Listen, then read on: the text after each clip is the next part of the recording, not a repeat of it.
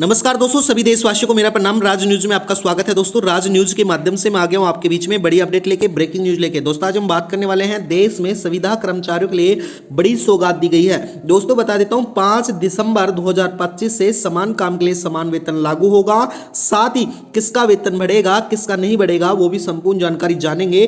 अब सरकार द्वारा न्यूनतम वेतन दोस्तों 18,000 रुपए से लेकर 24,000 रुपए कर दिया गया है। और जो नियमितीकरण प्रक्रिया है दोस्तों, वो भी जारी कर दी गई है। नियमित करने का जो कोर्ट का फैसला है वो लागू होने वाला है। ध्यान दें, जितने भी संविदा कर्मचारी हैं उनके लिए बड़ी अपडेट निकल के आई है। तो राज न्यूज में बने रहना, संपूर्ण जानकारी आपको इसी वीडियो के माध्यम से मैं आपको समझाने वाला हूं। दोस्तों, बता देता हूं जो नियमितीकरण प्रक्रिया है जल्द ही पूरे देश में संविदा कर्मचारियों पर राज्य के अनुसार लागू होने वाली है। अब उनको नियमित रोजगार मिलने वाला है। साथ ही मैं बता देता हूं देश के जितने भी संविदा कर्मचारी हैं उनके लिए जरूरी सूचना यह निकल के आई है कि संविदा कर्मचारियों को जल्द ही पक्का रोजगार मिलेगा।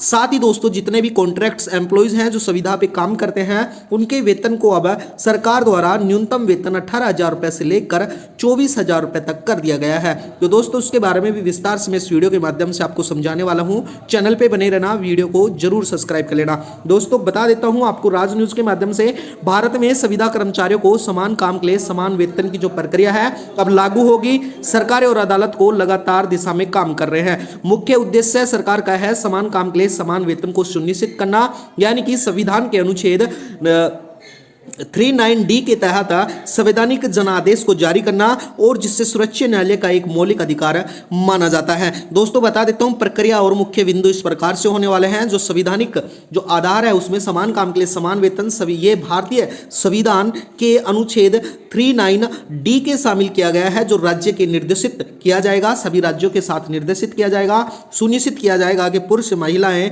दोनों को समान काम के लिए, समान परिश्रम के लिए, उनके समान काम के लिए समान वेतन मिलना बेहद जरूरी है। सरकार ने इसके साथ ही सर्वोच्च न्यायालय ने भी फैसला सुनाया है। हाई कोर्ट ने इस सिद्धांत को एक मौलिक अधिकार का दर्जा दिया है और समान काम के लिए समान वेतन का अनुच्छेद 14 के तहत के साथ ही सर्वोच्च न्यायालय ने आदेश देते हुए कहा है कि फैसला सुनाते हुए कि सुप्रीम कोर्ट ने इस सिद्धांत को एक मौलिक अधिकार का दर्जा दिया है। साथ ही बता देता हूं दोस्तों समान काम के लिए समान जो काम है उसके लिए समानता के लिए अनुच्छेद 14 यानी कि समानता का जो अधिकार है, इसके साथ ही अनुच्छेद 21 जीवन और व्यक्तित्व स्वतंत्रता का जो अधिकार दिया गया है संवैधानिक तौर पे संविधान के अनुसार, उस फैसले को मानते हुए सुप्रीम कोर्ट ने सभी कर्मचारियों के लिए बड़ा फैसला सुनाया है। दोस्तों, इसके साथ ही मैं बता देता हूं कानूनी ढांचे में भी अधिनियम जो 1976 में लागू हुआ था कानून, उसको अब इसका उद्देश्य लिंग के आधार पर वेतन भेदभाव को समाप्त करना है।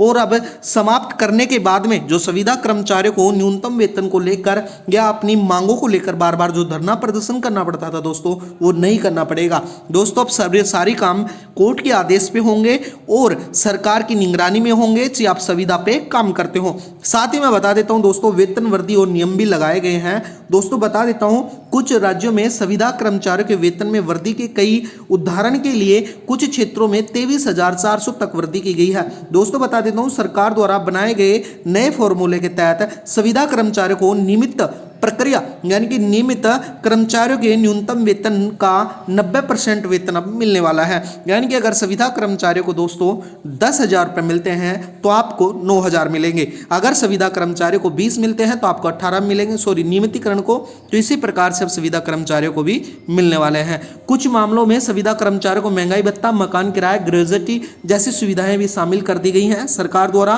और दोस्तों, एक नए नियम के तहत कुछ संविदा कर्मचारियों को नियमित पदों की जो भर्ती है वो परीक्षा का प्रावधान भी रखा गया है। तो दोस्तों, वीडियो में बने रहना। इसी प्रकार से मैं आगे आपको बता देता हूं, यानी कि कार्यान्वयन एजेंसी के तहत जो सरकारी आदेश हैं उनके बारे में बता देता हूं। विभिन्न राज्य सरकारें और केंद्र सरकार का अपना संविधान जो संविदा कर्मचारी हैं उनके लिए वेतन और भत्ते में बढ़ने के लिए आदेश जारी किए गए हैं, भले ही वो अस्थायी न हो।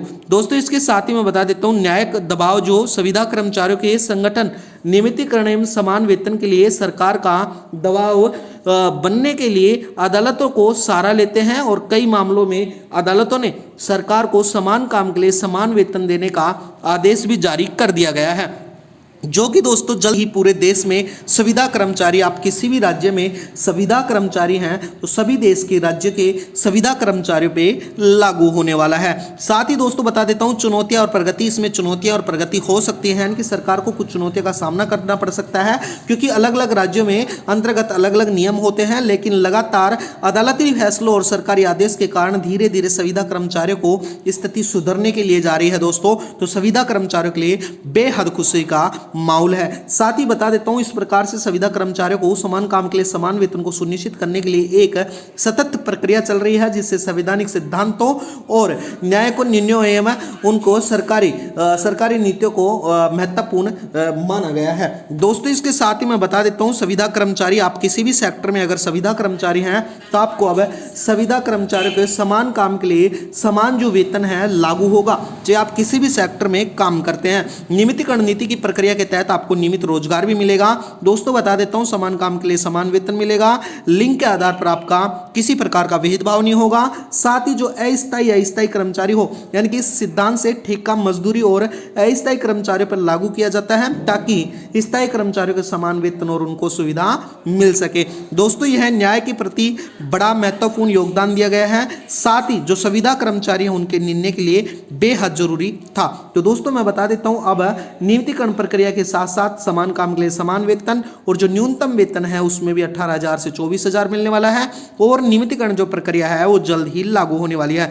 बता देता हूं दोस्तों सर्वोच्च न्यायालय ने स्पष्ट निर्देश देते हुए कहा है, सुप्रीम कोर्ट ने आदेश दिया है, बड़ा फैसला लिया है, आप किसी भी प्रकार के किसी भी विभाग में अगर संविदा कर्मचारी हैं और आपको 10 साल या उससे अधिक समय हो गया है सेवा देते हैं तो आपको नियमित किया जाना चाहिए। स्थायी कर्मचारियों के समान वेतन, भत्ते और अन्य लाभ भी आपको दिए जाने चाहिए। न्यायालय ने जो आउटसोर्सिंग का शोषण करने का समाधान भी इस्तेमाल किया है, और अब आउटसोर्सिंग को जो लंबे समय से संविदा कर्मचारियों को नियमित जो करने की आशा थी जो आसान हो गया है। अब कोर्ट के निर्णय के बाद में जल्द ही संविदा कर्मचारियों को शोषण रुकेगा, साथ ही उनको नियमित रोजगार मिलने वाला है जो 10 साल से अधिक संविदा कर्मचारी हैं। साथ ही समान काम के लिए समान वेतन, साथ ही महंगाई भत्ता, पेंशन और भविष्य निधि का लाभ भी मिलने वाला है। और उनके शोषण के खिलाफ जो सार्वजनिक संस्थान नौकरियों को आउटसोर्सिंग जो संविदा कर्मचारी थे दोस्तों उनके लिए भी लंबे समय से जो चल रहा था उसका फैसला भी किया गया है। साथ ही अदालती फैसलों में सुप्रीम कोर्ट ने इन अदालती फैसलों को बरकरार करते हुए संविदा कर्मचारियों को नियमित करने का आदेश भी दे दिया था, जो अब पूरे देश में लागू होने वाला है, जिससे मामला साफ हो चुका है। तो दोस्तों आज के लिए वीडियो में इतना ही है। राज न्यूज को जरूर सब्सक्राइब कर लेना, पर राज न्यूज के माध्यम से हमारी रोज इसी प्रकार से नई नई अपडेट आती रहती है। तो दोस्तों वीडियो में बनने के लिए धन्यवाद। आपका दिन शुभ हो। धन्यवाद दोस्तों।